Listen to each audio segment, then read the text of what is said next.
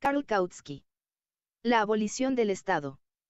Diciembre de 1881. Este es el segundo artículo de una serie de 3 partes de Karl Kautsky de 1881. Esta parte trata sobre la posición anarquista hacia el Estado. La parte 1 se puede encontrar aquí y la parte 2 aquí. Como consecuencia necesaria del hecho de que el Estado solo existe debido al antagonismo entre la clase dominante y la clase gobernada, parece que el primer acto de la revolución venidera, 1, que quiere superar la división de clases, es la abolición del Estado.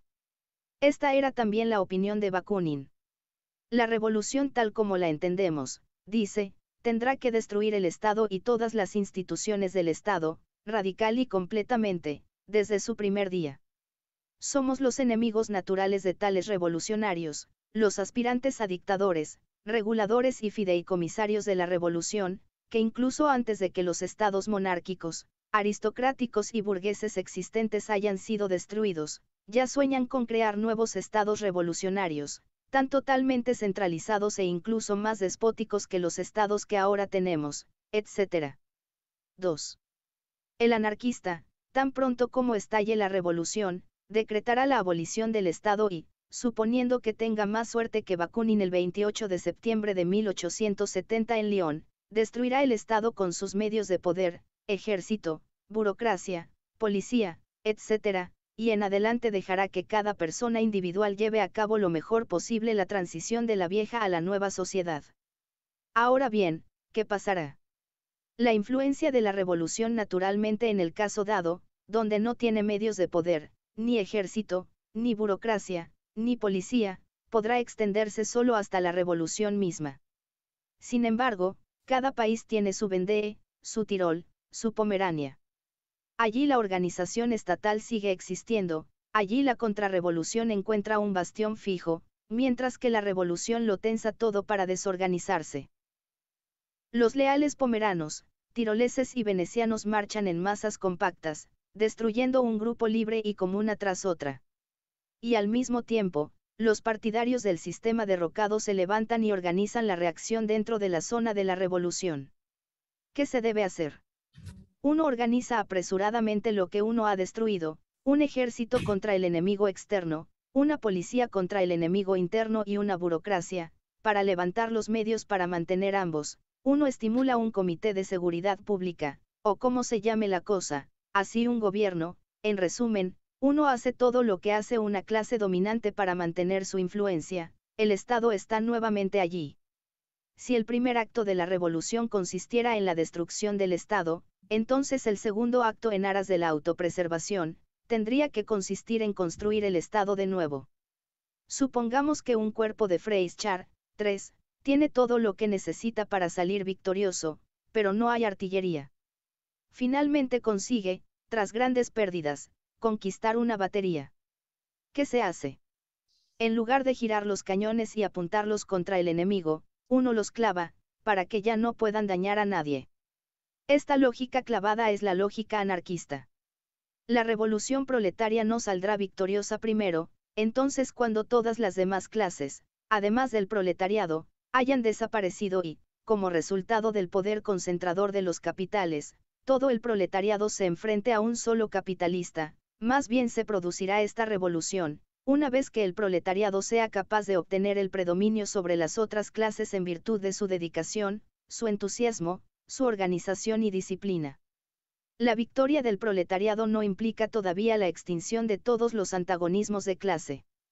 La revolución venidera elevará por el momento al proletariado no a la única, sino a la clase dominante, el antagonismo entre gobernantes y gobernados permanecerá, y por lo tanto el proletariado también requerirá un gobierno, que como instrumento de la clase dominante mantenga a los gobernados con todos los medios disponibles bajo control. Esto puede sonar muy antidemocrático, pero la necesidad nos obligará a ello. El proletariado industrial como clase dominante es, sin embargo, una contradicción, que a su vez se esfuerza por su disolución. El proletariado victorioso solo puede hacer dos cosas, o se apropia de los capitales y convierte a las clases anteriormente dominantes en sus sirvientes. Este es postulado como el objetivo por los alfabetizados y analfabetos de nuestro movimiento, Aunque ya el pequeño número de propietarios en comparación con los que no tienen propiedad demuestra lo absurdo de tal afirmación, la imposibilidad de esto por parte de nuestros oponentes atribuido objetivo no necesita ser elaborada aquí. Si esto es imposible, entonces el proletariado victorioso puede usar su poder como clase dominante solo para eliminar las divisiones de clase lo más rápido posible. Un gobierno proletario revolucionario puede en su acción hacia las otras clases tener un único objetivo, no hacerlos siervos, sino desintegrarlos.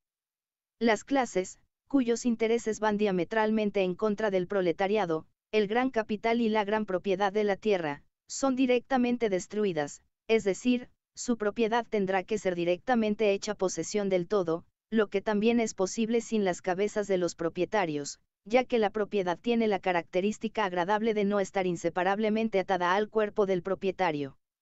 Con la pequeña propiedad de la tierra y el pequeño capital uno se ocupará dependiendo de cómo se presenten ante nosotros, probablemente mediante un compromiso que inicie su absorción por parte de la clase dominante. Esta será la tarea del gobierno revolucionario que, si es necesario, tendrá que implementar con violencia que esta tarea no se puede resolver de una sola vez, que los medios para su implementación deben cambiar dependiendo de las relaciones políticas, sociales y técnicas, es claro. Cualquiera que sea la forma que adopten estas relaciones, una cosa es cierta, los intereses del proletariado exigen que se absorba lo más rápido posible a las otras clases. Cuanto más tiempo el proletariado sea la clase dominante, menos será una clase dominante hasta que finalmente todas las divisiones de clase se extingan. Cuanto más desaparecen las diferencias de clase, más desaparece también el poder del gobierno. Una vez que los antagonismos de clase ya no existen, también el gobierno se extingue y en su lugar se pone en marcha una administración. Toda la actividad del gobierno proletario debe estar dirigida a hacerse prescindible. Es cierto que bastantes temen por un gobierno así, que hacia el pueblo podría abusar de su poder como todos los demás lo han hecho hasta ahora. Poco importa si la autoridad se llama a sí misma dictadura revolucionaria o iglesia, monarquía, Estado constitucional o república burguesa.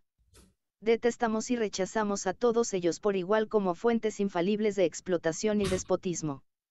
Este punto de vista solo puede establecer la raíz allí, donde gobierna la idea errónea, de que el Estado se basa en el antagonismo entre pueblo y gobierno, un gobierno, que posee poderes místicos completamente milagrosos, y un pueblo, que es completamente increíblemente destripado y estúpido para dejarse esclavizar por este misterioso gobierno de criaturas. Sabemos, sin embargo, que los gobiernos tienen su punto de apoyo en las clases dominantes, sirven como su instrumento, debido a lo cual, por cierto, de ninguna manera son tan fácilmente derrocados, como muchos creen, solo allí, donde existen varias clases dominantes una al lado de la otra, de las cuales ninguna es lo suficientemente fuerte como para gobernar por sí misma, puede el gobierno mediante una inteligente política de balancín contraponer una cierta autoridad contra cualquiera de ellas. Siempre y cuando no ignore los intereses comunes de ellas. Una raza o clase en contraste, que acaba de ganar el mando, que se mantiene en todo su vigor juvenil, nunca deja surgir tal autoridad, el gobierno sigue siendo siempre su instrumento.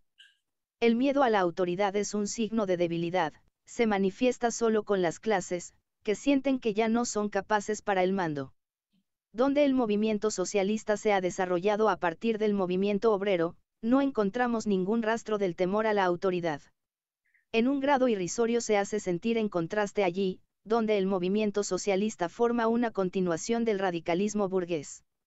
Es cierto que la burguesía ha razonado lo suficiente como para temer a la autoridad. La socialdemocracia alemana muestra claramente que la clase obrera considera a sus líderes como sus instrumentos. Hacia las otras clases pueden actuar con toda la vehemencia que posee la clase obrera organizada, dentro del partido su autoridad solo la tiene mientras comprendan y expresen la voluntad del mismo.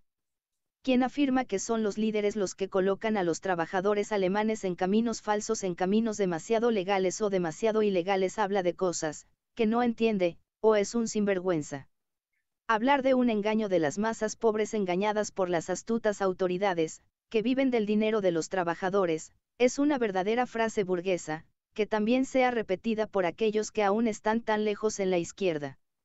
Aún más idiota que el miedo a la autoridad de un gobierno es el miedo a una autoridad intelectual, al gobierno del genio. que el genio ejerce una influencia, que se extiende más allá de la influencia de la gente normal, es innegable, pero es un gran malentendido, si nada peor, equiparar la influencia del genio con la influencia de una autoridad eclesiástica, honrar al genio con el título de papa.